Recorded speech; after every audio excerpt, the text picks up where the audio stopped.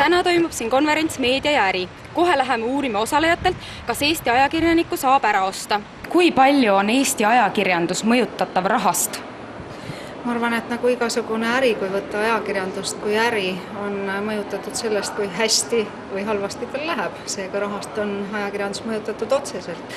Kui pidada silmas küsimuse all seda, kas saab kuidagimoodi artikleid osta, siis kui on üles korrektselt märgitud, et tegemist on reklaamtekstiga nii palju kui kulub.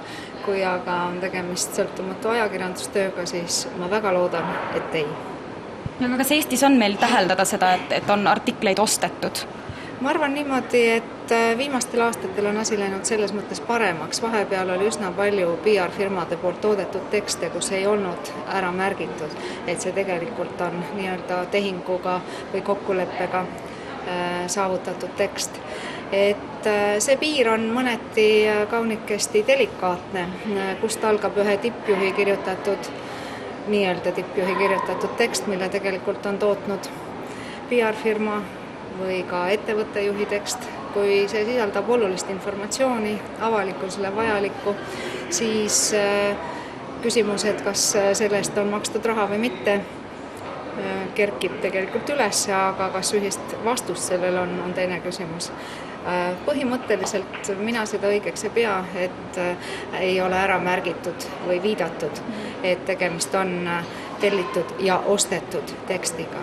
Et ajakirjandus toimida saab, peab neil olema tulusid ja ilmselt see koht ongi, kus ajakirjandus on rahast mõjutatav. Et kui nüüd te pidasite silmas seda, et kas saab lugusid ja uudiseid osta, siis ma arvan, et see võimalus on ikka väga pisikene.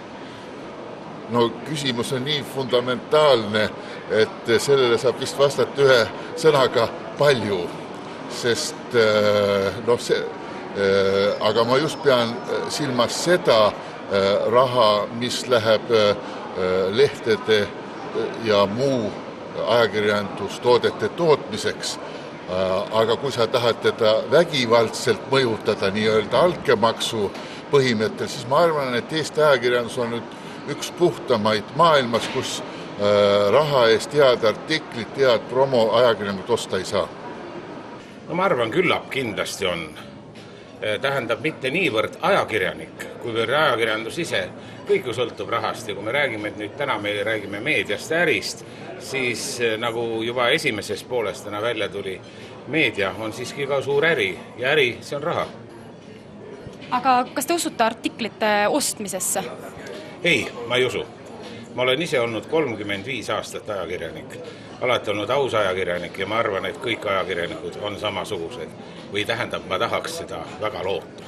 Öelge palun, kui palju on Eesti ajakirjandus mõjutatav rahast? Eesti ajakirjandus otse, ma arvan, et rahast ei ole ise mõjutatud, kui me mõtleme ajakirjanduse tegevust enda ärist väljapoole, aga see, et ajakirjanduse mõjutab raha, ettevõtete käibeid, kasumlikkust, selles ma olen veendunud. Kui sa pead silmas küsimuse all, et kui palju sisu uudised on mõjutatavad rahast, siis ma loodan, et mitte. Et see on nagu toimetuse enda tugevuse näitaja. Tänasel hetkel on ajakirjandus küll nii tugev ja omab ise piisavalt sellist ka finantskapitali ja ka vaimukapitali, et teda väljaspoolt rahaga enam ei mõjuta.